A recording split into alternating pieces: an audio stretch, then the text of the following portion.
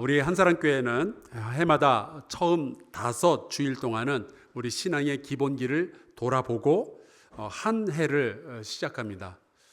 기초가 부실하게 되면은 그 위에 아무리 아름답고 아무리 높은 건물이 세워져도 한순간에 다 무너져 내릴 수 있는 거거든요.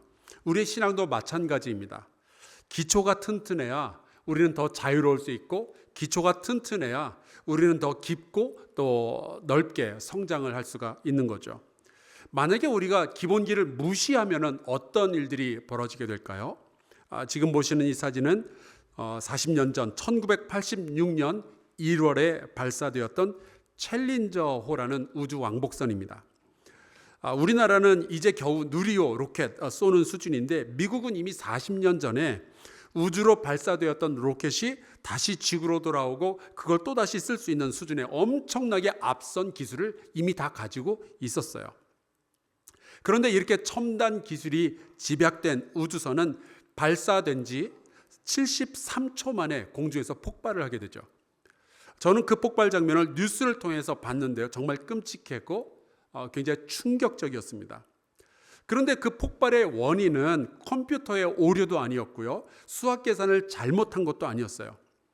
고무로 만든 흔하디 흔한 오링이 문제였다고 해요. 이 오링은 여자분들 머리 묶는 고무줄 같이 자그마한 고무로 만들어진 고무 밴드 같은 건데, 수도꼭지나 아니면 밸브 같은 데 들어가서 기름, 공기, 물 등등이 다른 곳으로 새지 않도록 막아주는 그런 역할을 합니다. 이 고무 오링이 뭐 대단한 물건이 아니에요. 그래서 제가 직접 여러분에게 소개해드리기 위해서 쿠팡에서 판매하는 오링 32종 세트를 제가 직접 찾아봤습니다. 여기에 오링이 419개가 들어있었어요. 여러분이 만약 오늘 저거를 주문하시면 내일 새벽에 배송이 됩니다. 가격이 얼마일 것 같으세요? 놀랍게도 32종 419개의 오링 모두 합쳐서 9,480원입니다. 정말 아무것도 아니에요. 그런데 바로 여기에서 기본기가 문제가 된 겁니다. 이게 고무로 만들어진 거라서 오늘처럼 추운 날씨에서는 이게 딱딱해지는 거죠. 그 탄력성을 좀 잃어버리게 돼요. 근데 이런 날 로켓을 발사하게 되면은 부품들이 막 흔들리고, 혹은 여러 부품들이 열 때문에 팽창하게 될 때 이 고무 오링이 유연하게 같이 늘어나는 것이 아니라 딱딱하니까 끊어져 버리는 거예요. 그래서 엔지니어들은 다 알고 있었대요. 이렇게 추운 날은 로켓을 발사하면 안 된다고. 근데 나사의 리더들이 그걸 무시해버린 겁니다. 왜냐하면 빨리 성과를 내야 정부에서 또다시 예산이 배정이 될 테니까. 그래서 그들이 그렇게 기본기를 무시한 채로 로켓을 발사를 진행을 하죠. 그리고 그 결과는 정말 참혹했습니다. 지금 보시는 사진에 있는 승무원들이 그날 그 우주선에 타고 있던 사람들이에요. 최고의 교육을 받았고 누군가의 아들과 딸이었고요, 누군가의 엄마고 누군가의 아빠였습니다. 근데 이들은 다시는 돌아올 수가 없었어요.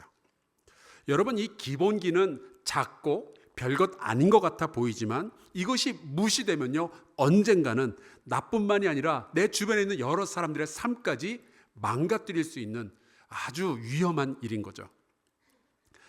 그래서 최경주라는 유명한 골프 선수가 있습니다. 이분이 온누리교회 장로님이신데 코리안 탱크라는 책을 썼어요. 그 책에 보면 이런 문장이 나옵니다. 기본이 튼튼할수록 움직임이 자유로워진다. 여러분, 우리 한사랑교회는 여러 가지 면에서 미래를 꿈꾸며 굉장히 앞서가고 굉장히 자유롭게 움직이는 교회입니다. 우리가 더 빠르게 움직이고요, 새로운 창조들을 해내는 교회죠.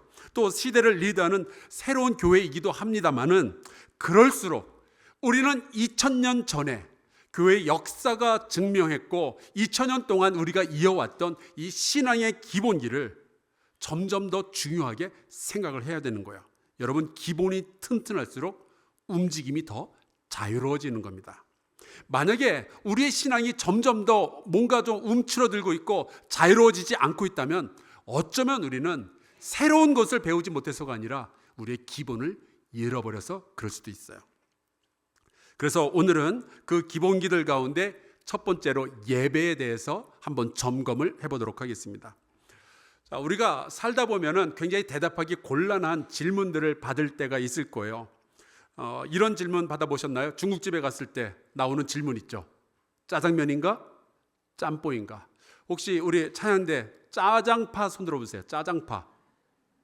예, 그 나머지는 짬뽕인 거죠. 이런 거 굉장히 어렵습니다. 자, 우리 여기 계시는 엄마들 대답해 보세요. 남편이 중요합니까? 자식이 중요합니까?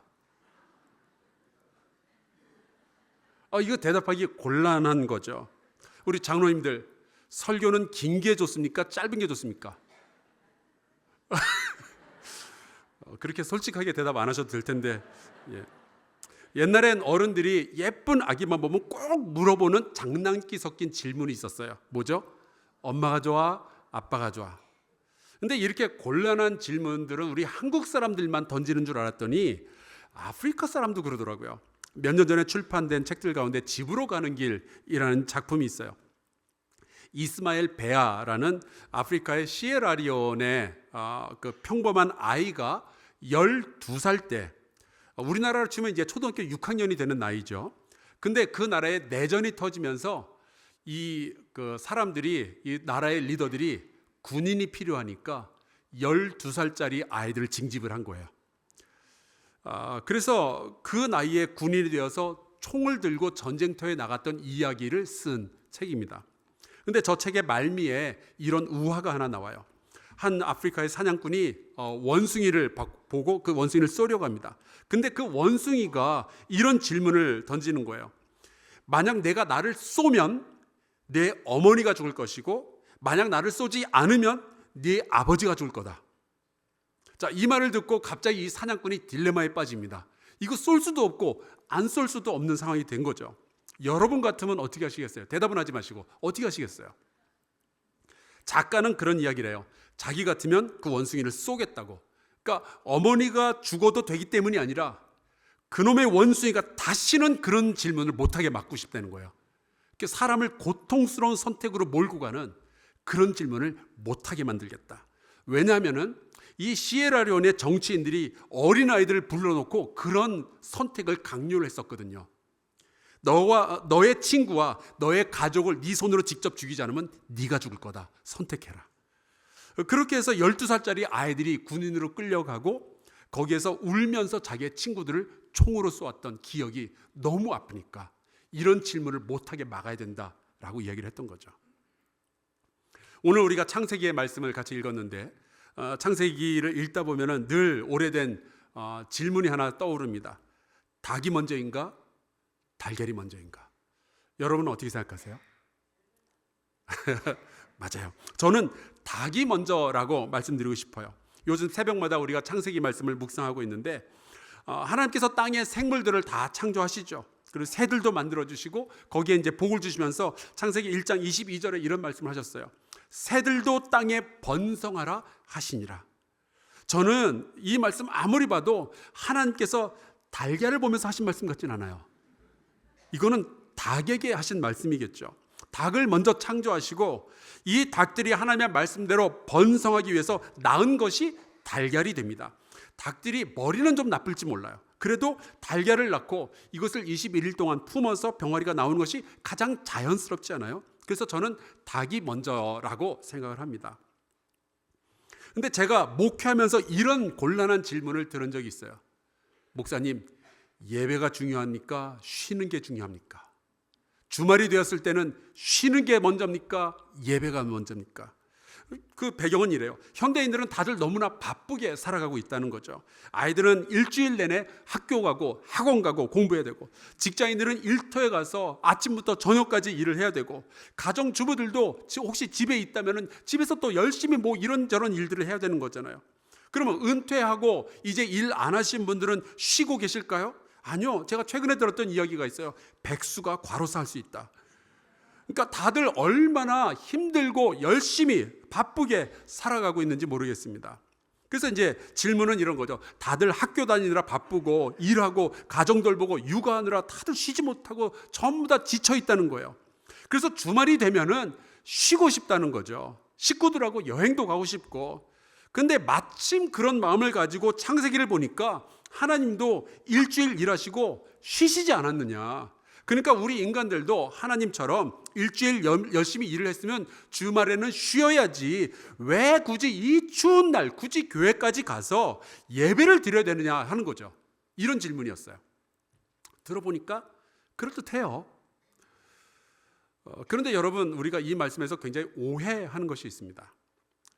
사람들에게 있어서 예배는요, 일주일의 끝을 장식하는 것이 아니라 일주일의 시작을 선포하는 거예요. 이 부분에서 오해가 있어요. 우리는 일주일 열심히 살다가 피곤한 몸을 이끌고 하나님 만나려고 하나님을 예배하려고 이곳에 모이는 게 아닙니다. 그게 아니라 예배 가운데 우리가 하나님의 임재를 경험하고 말씀을 듣고 나서 일주일을 시작하는 거죠. 그게 창세기가 우리에게 전해주는 이야기예요. 오늘 우리가 창세기 2장을 읽었는데 이 이야기는 창세기 1장 1절부터 시작이 되어 있습니다. 유명한 말씀이죠. 태초에 하나님이 천지를 창조하시니라. 아마 이 말씀은 여러분 귀에 못이 박히도록 많이 들어보셨을 거예요. 그래서 별 느낌이 없을 수 있지만 여러분, 이 말씀이 성경의 첫 번째 구절이자 첫 번째 관문입니다. 이 문을 우리가 통과하지 못하면 성경의 그 어떤 내용도 우리는 믿기가 굉장히 어려워요.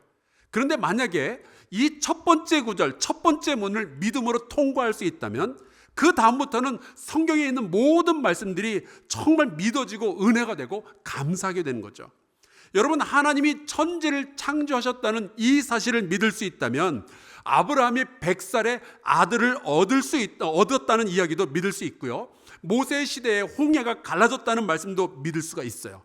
요나가 물고기 뱃속에 들어서 3일 동안 있었다 믿을 수 있죠.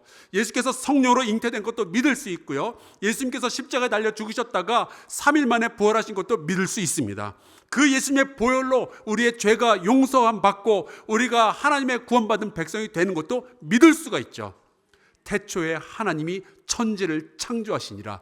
이 말씀 꼭 믿음으로 통과하실 수 있기를 주의 이름으로 축원합니다. 또 어떤 분들은 그러셔요. 태초에 하나님이 천지를 창조하시기 전에는 뭘 하고 계셨냐고, 심심하셨을 텐데. 1500년 전에 살았던 어거스틴은 제자가 와서 똑같은 질문을 했던 모양이에요. 하나님 뭐 하고 계셨냐고. 그때 이렇게 대답했다고 하죠. 하나님은 그런 쌀데기 없는 질문하는 사람을 쳐넣으려고 지옥을 만들고 계셨다. 그래서 전 모르겠어요. 근데 그렇게 하나님께서 태초에 빛과 공간과 생물을 만드시며 여섯째 날에 드디어 사람을 창조하셨습니다. 그 사람을 만드실 때의 기록이 창세기 1장 그리고 2장에 나와 있는데요. 흙으로 사람의 모양을 빚으신 다음에 하나님의 호흡을 불어 넣어서 사람이 하나님의 형상을 가진 생명체가 되죠. 말씀을 한번 볼까요? 창세기 1장 27, 28절입니다. 하나님이 자기 형상 곧 하나님의 형상대로 사람을 창조하시되 남자와 여자를 창조하시고 하나님이 그들에게 복을 주시며 하나님이 그들에게 이르시되 생육하고 번성하여 땅에 충만하라. 땅을 정복하라. 바다의 물고기와 하늘의 새와 땅에 움직이는 모든 생물을 다스리라 하시니라. 자, 이 말씀에 보면 하나님은 하나님의 형상을 가지고 사람을 창조하셨다라고 되어 있습니다. 그러니까 사람은 처음부터 하나님과 이어지는 어떤 끈을 가지고 창조가 된 거죠. 하나님과 이어지도록 인격과 어떤 영혼을 가지게 되었습니다. 하나님은 사람의 육체와 영혼만 창조하셨냐? 아니에요. 말씀해 보니까 그 혼과 그 영혼을 가지고 그 몸을 가지고 무엇을 할지에 대해서도 말씀하셨어요. 그것이 바로 번성하여 충만하라, 땅을 정복하라, 다스려라 하는 말씀이죠. 이것을 우리가 사명이라고 부릅니다. 하나님께서 창조하신 것을 다스리는 일을 해야 되는 거예요. 그런데 하나님께서 사람을 창조하시고 사명을 주시고 나서 이 사람들을 바로 세상으로 내보내신 것이 아니었어요. 사명을 받았으니까 당장 가서 너 일을 하고 땅을 정복하고 다스려라 그렇게 말씀하지 않으셨습니다. 성경에 보니까 하나님께서 사람을 창조하시고 나서 마지막으로 하신 일이 하나가 더 있어요. 그게 바로 오늘 우리가 읽은 말씀입니다. 창세기 2장 1절 2절 천지와 만물이 다 이루어지니라.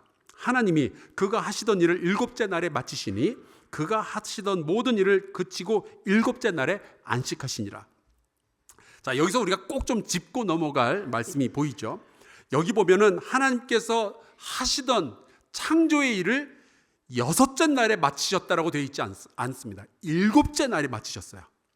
이 말씀은 일곱째 날에 창조가 완성되어졌다라는 뜻입니다. 마지막 물 한 방울이 컵을 채우는 것처럼 하나님의 창조를 마지막으로 완성시킨 하나님의 위대한 작품이 하나가 더 있는 거예요. 그게 뭐냐? 안식입니다. 그게 쉼이에요. 쉼이 창조의 완성이라는 것은 음악하시는 분들이 제일 잘 알죠. 오늘 우리 찬양대가 정말 아름다운 음악으로 하나님께 기쁨을 드렸는데요, 만약 찬양대가 부르는 노래 이렇게 악보를 봤더니 쉼표 하나도 없이 새까맣게 콩나물 대가리가 박혀 있으면 여러분 어떻게 생각하시겠어요? 만약에 우리 지휘자 권사님이 여러분 노래 처음부터 끝까지 숨 한 번도 쉬면 안 된다고, 한숨에 다 노래를 불러야 된다 그러면 여러분 어떻게 하시겠어요? 중간에 쓰러지지 않겠어요? 앰뷸런스 불러야 되지 않겠어요? 그런 노래 숨도 안 쉬고 노래를 하면은 저도 갑갑해서 미칠 것 같아요. 쉼, 이것이 창조의 마지막 퍼즐이었습니다. 쉼이 있기 때문에 하나님의 창조가 완벽해진 거예요. 자, 그런데 하나님께서 7일 동안 이런 모든 것들을 만드시고 안식을 만드신 후에 안식 안에 거하시게 되죠. 그러면은 하나님께서 7일 동안 이게 창조를 하신 다음에 너무 피곤하셔서 지치셔서 마지막 날에 쉬신 걸까? 그건 아니에요. 사람은 일하다가 피곤해서 쉼이 필요하지만 하나님은 그렇지 않습니다. 그래서 이사야서에 보면 이런 말씀이 있는 거예요. 너는 알지 못하였느냐? 듣지 못하였느냐? 영원하신 하나님 여호와 땅 끝까지 창조하신 이는 피곤하지 않으시며 곤비하지 않으시며 명철이 한이 없으시다. 물론 무언가를 창조한다, 창작해낸다라는 것은 굉장히 피곤하고 그리고 스트레스가 많은 일이죠. 그래서 예술가들 가운데 까칠한 사람들이 그렇게 많은 것 같아요. 최근에 제 아내와 함께 그 예술의 전당에서 하는 전시회에 다녀왔는데요, 르누아르와 세잔의 그림을 전시하고 있었습니다. 근데 거기에서 폴 세잔이라는 그 미술가의 이야기를 들었어요. 현대 미술의 아버지라고 불리는 사람인데, 이 사람은 자기 아버지랑 그렇게 사이가 안 좋았다고 그러더라고요. 창작에 고통이 주는 그 까칠함 때문에 이 아버지와 소통이 잘 안 됐던 거예요. 또 세잔은 같은 중학교를 다닌 친구가 에밀 졸라라는 소설가랑 굉장히 친했다고 그래요. 예전에 제가 들었던 넌센스 퀴즈 가운데 그런 게 있었어요. 그 프랑스의 소설가 중에 가장 불효자식이 누구냐? 그러면 에밀 졸라. 제가 그런 이야기를 했었습니다. 근데 이 에밀 졸라가 어느 날 소설을 하나 발표했는데 실패한 화가에 대한 이야기였어요. 근데 누가 봐도 딱 폴 세잔 이야기인 거죠. 게다가 이 소설의 주인공은 자살로 인생을 마치게 됩니다. 그러니까 이 에밀 졸라가 얼마나 창작의 고통이 컸으면, 얼마나 영감이 떠오르지 않았으면 자기 친구를 소재로 해서 이런 소설을 썼겠어요. 그러니까 창작의 스트레스, 고뇌가 그런 거죠. 결국 이 소설 때문에 폴 세잔은 화가 나가지고 다시는 에밀 졸라를 만나지 않았다고 그래요. 그렇게 두 사람 다 예술가로서 정말 치열하고 스트레스가 많은 인생을 살았던 거죠. 그러니까 여러분 식구들 가운데 성격이 좀 나쁜 분이 있으면 당신 성격이 왜 그러냐 그러지 말고 예술적 감성이 숨쉬는 것 같다, 그렇게 얘기해 주시면 좋을 것 같아요. 근데 하나님은 창조의 일 때문에 스트레스를 받으시거나 피곤해 하실 분이 아니잖아요. 그런데 왜 하나님은 창조의 마지막에 안식을 만드시고 그 안식 가운데서 쉬셨을까요? 그건 하나님을 위한 일이 아니었어요. 사람을 위한 일이었죠. 하나님의 형상을 가지고 창조되어진 사람들 때문에. 그 말씀을 오늘 본문 3절에서 다시 한 번 더 확실하게 기록을 해놓았습니다. 제가 읽을게요. 하나님이 그 일곱째 날을 복되게 하사 거룩하게 하셨으니 이는 하나님이 그 창조하시며 만드시던 모든 일을 마치시고 그날에 안식하셨음이니라. 하나님은 그 창조의 마지막 날, 일곱째 날을 굉장히 특별하게 생각을 하셨어요. 그래서 그날을 복되게 하사 거룩하게 만드신 거죠. 재미있는 사실은 하나님께서 그 세상을 창조하실 때 다른 날에는요 그냥 보기에 좋았더라, 혹은 보기에 심히 좋았더라, 요 정도로 끝이 나거든요. 근데 마지막 제 7일째는요 얼마나 좋으셨는지 복도 주시고 심지어 거룩하게 구별까지 해놓으신 거예요. 여러분, 거룩이란 단어가 성경에서 제일 처음으로 등장하는 자리가 바로 여기입니다. 하나님은 어떤 사람이나 어떤 장소가 아니라 시간을 거룩하게 만드신 거예요. 거룩하게 하셨다는 것은 하나님의 어떤 특별한 목적이 있어서 따로 구별을 해 놓았다라는 뜻인데, 도대체 그날 그 시간이 뭐길래 그렇게까지 하나님은 애착을 가지셨던 걸까요? 그 시간을. 이거는 하나님을 위한 일이 아니었어요. 사람을 위한 일이었죠. 그러니까 하나님께서 안식일을, 이 쉬는 날, 이 주일을, 이 예배 시간을 특별하게 생각하시는 이유는 그날 처음으로 창조된 사람이 하나님과 교제하는 기회를 가지기 때문에 그랬던 겁니다. 이제 막 창조된 사람이잖아요. 하나님이 어떤 분인지도 모르고 자기가 해야 되는 사명은 알겠는데 이걸 어떻게 해야 되는지도 모르는 그런 상황 가운데서 완성되어진 이 세상 속에서 창조주 하나님과 제일 먼저 했던 일은 안식 가운데 같이 거하며 하나님과 교제하고 하나님과 이어지는 그런 시간을 먼저 가졌던 거죠. 그리고 나서 그의 인생과 그의 사명이 시작이 되는 겁니다. 그러니까 하나님에게 있어서 창조의 마지막 날은 사람에게 있어서는 새로운 창조의 시작이었던 거예요. 그의 사명의 시작입니다. 여러분 생각해 보세요. 우리가 쉬기 위해서 일합니까? 일하기 위해서 쉽니까? 회사에서 스트레스 잔뜩 받았으니까 집에 가서 여러분 보상을 받으셔야 되나요? 아니면은 집에서 부모님의 사랑을 받고 혹은 배우자의 사랑을 받고 이쁜 아이들의 재롱을 보고 맛있는 음식을 먹고 푹 쉬었으니까 이제 나는 일터로 가서 일해야 될 이유와 힘을 얻게 되는 걸까요?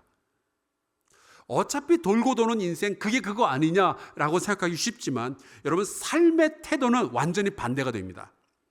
일터에서 스트레스 잔뜩 받은 사람은 집에 돌아와서 나 피곤하니까 오늘 건드리지 말라 라고 이야기하겠지만, 집에서 식구들과 함께 사랑의 이야기를 나누고 자녀의 웃음을 경험한 사람들은요, 월요일부터 이어지는 이 일터의 피곤함을 이길 힘과 이유를 얻게 되지 않겠어요?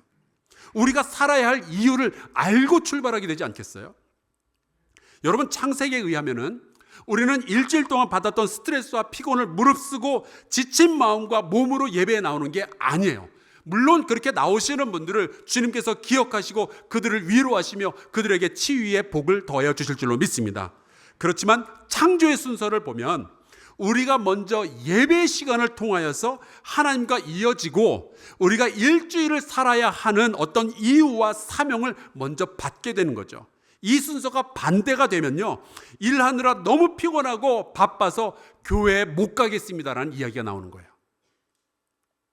지금 우리 교회 5층 카페테리아 리모델링을 하고 있어요. 이 과정을 보면요, 제일 먼저는 설계부터 합니다.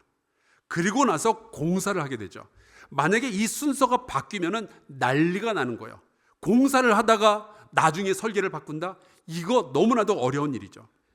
여러분 예배도 마찬가지입니다. 우리가 살다 이것도 해보고 저것도 해보다가 지쳐서 예배에 나오는 거, 그것도 참 소중하지만 여러분 우리가 창세기를 묵상하면서 알게 되는 것은 예배라는 것은 본질적으로 하나님과의 교제 가운데서 안식하고 하나님과 이어지고 그 다음에 세상으로 나아가서 우리의 사명을 감당하는 거예요. 이 순서가 바뀌면 안 됩니다. 하나님과 이어진 후에 우리의 하루하루를 살아가는 것은 굉장히 엄청난 차이를 만들어내요. 몇 년 전에 이제 우리 성도들과 함께 성지순례를 하러 갔는데 그 튀르키예 이스탄불에 있는 그랜드 바자라는 전통 시장에 갔습니다. 그런데 이 시장에 들어가기 전에 가이드가 우리 성도들을 다 모아놓고 그런 이야기를 하더라고요. 여기서 파는 물건 한국에 가셔서 쿠팡으로 주문하시면 더 싸게 살 수 있다고. 그 말을 미리 듣고 저 전통시장에 들어가니까 그 상점에 들어가서 누가 우리를 붙들어도 흔들림이 없는 거예요. 설계도를 먼저 받고 나니까 내가 어떤 식으로 공사를 해야 될지 알게 되는 거죠. 예배를 통해서 하나님과 이어진 사람은 월요일부터 토요일까지 어떤 식으로 살아야 되는지를 알게 되는 거예요. 이사야서를 쓴 선지자 이사야는 원래 평범한 그 궁궐의 서기관 역사가였습니다. 근데 어느 날 이 이사야가 성전에서 예배를 드리다가 하나님을 만나게 되죠. 하나님과 이어지는 경험을 하게 돼요. 온 백성을 구원하기 원하시는 하나님의 마음을 깨닫게 되고 그날부터 이사야의 인생이 완전히 달라지게 됩니다. 사도행전 13장에 보면은 안디옥 교회에 대한 이런 기록이 남아 있어요. 그들이 주를 섬겨 금식할 때에 성령이 이르시되 내가 불러 시키는 일을 위하여 바나바와 사울을 따로 세우라 하시니 여기 이 주를 섬겼다라는 말이 이 공동체가 함께 모여서 주님을 예배했다라는 뜻이거든요. 이 공동체의 예배가 깊어지니까 그 예배 가운데서 이들이 이제 앞으로 무슨 일을 어떻게 해야 되는지, 어떤 사명을 자기들이 받게 되는지를 이제 알게 되는 거죠. 여러분, 우리가 잘 살아보려고 일도 열심히 하겠고 돈과 시간을 들여서 공부도 하고 기술도 익히고 외모도 가꾸지만 정작 우리를 만드신 창조주 하나님과 내가 예배를 통해서 이어져 있지 않다면, 예배를 통해서 내가 어떻게 살아야 될지 그 삶의 방향이 정해져 있지 않다면 우리의 인생은 벌써 기본을 잃어버린 거예요. 그렇게 사는 일주일은 너무나도 피곤하고 의미가 없죠. 그러니까 주말이면 그저 쉬고 싶을 뿐이고요. 여러분, 그렇게 살아가기에는 우리의 인생이 너무 소중하지 않습니까? 우리의 인생을 헛된 일에, 설계도 없는 일에 소모해 버리기엔 너무 아깝지 않습니까? 그래서 우리에게는 하나님과 이어지는 순간 그 예배가 소중한 거죠.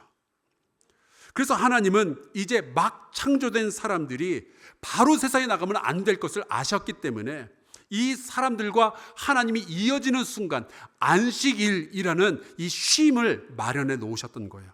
그래서 하나님과 함께 쉬며 교제하는 시간을 만드시고 이 날을 복 주시고 이 날을 거룩하게 하신 거죠. 하나님과의 만남이 먼저고 우리의 삶이 그 다음에 와야 되는 거예요. 여러분, 예배는 창조 때로부터 일주일을 시작하는 가장 거룩하고 강력하고 아름답고 지혜로운 하나님의 방법인 줄로 믿습니다. 우리에게는 창조주 하나님이 계신다는 이 사실을 경험하고 그 하나님이 우리의 아버지 되신다는 확신을 얻은 후에 시작하는 일주일은 분명히 달라지게 되는 줄로 믿습니다. 여러분, 안식 가운데서 예배하며 하나님과의 인격적인 교제를 나눈 사람의 일주일은 방향이 있고 힘이 있고 의미가 있을 줄로 믿습니다. 창세기가 우리에게 가르쳐주는 것은 우리가 예배 가운데 하나님과 교제하고 그 후에 우리의 삶을 살도록 창조되어졌다라는 사실이죠. 여러분, 그래서 우리 사람들에게는요, 하나님과의 만남, 하나님과의 이어짐, 이 예배가 모든 삶의 기초가 되는 거예요. 사랑하는 성도 여러분, 2026년이 시작되었습니다. 어떤 일이 있어도 올 한 해 그 이후로는 예배의 소중함을 잃어버리지 마시기를 주의 이름으로 축원합니다. 주일을 거룩하게 지키며 하나님께서 부어주시는 은혜를 매주마다 충만히 누리시는 예배를 경험하시기를 주의 이름으로 축원합니다. 그리하여서 여러분의 삶이 피곤과 실패에 쩌드는 것이 아니라 오히려 평안과 기쁨과 의미로 가득 찬 일주일을 매주마다 살아내시기를 주의 이름으로 간절히 축원합니다. 우리 함께 이 찬송 부르고요, 기도하면 좋겠어요. 완전하신 나의 주라는 짧은 찬양인데 예배합니다. 주님, 날 다스려 주시옵소서. 예배로 우리의 삶을 시작하게 해 주시옵소서. 우리 같이 찬양하고 기도하겠습니다.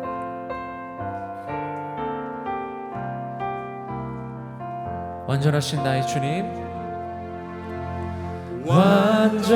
완전하신 나의 주, 의의 길로 날 인도하소서.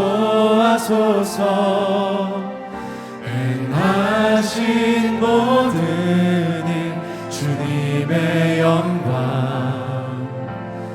다 경배하니. 예배합니다.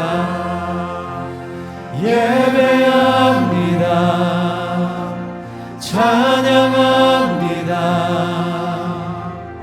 주님만 날 다스리소서. 예배합니다. 찬양합니다. 주님 홀로 높임 받으소서. 우리 같이 동성으로 기도할까요? 하나님, 올 한 해 우리가 예배의 기본기를 잊지 않게 하여 주옵소서. 예배 가운데 창조주 하나님과의 연결을 경험하게 하여 주옵소서. 예배를 통하여 삶의 방향과 힘과 이유를 얻게 하여 주시옵소서. 우리 찬양대와 우리 설교자들을 붙들어 주시고 모든 예배가 영과 진리로 드려지게 하여 주시옵소서. 우리 함께 동성으로 기도하겠습니다.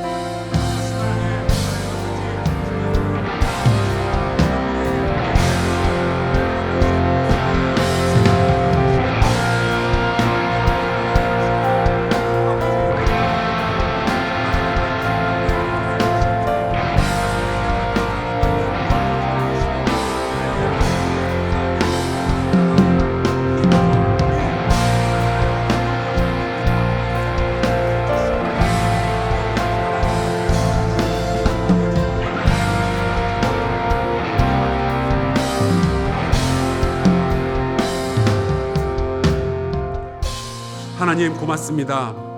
우리를 죄에서 또 멸망에서 구원하시려고 예수를 보내주시고 하나님의 백성으로 우리를 삼아주시니 감사합니다. 이제 우리가 하나님을 영과 진리로 예배하는 참된 예배자가 되게 하여 주시옵소서. 예배로 우리의 삶을 시작하게 하여 주시옵소서. 한사랑교회 모든 예배 가운데 감동이 있게 하시고 창조주 하나님과 이어진 이들이 이 세상을 변화시키는 능력으로 채워지게 하여 주시옵소서. 예수 그리스도의 이름으로 간절히 기도하옵나이다. 아멘.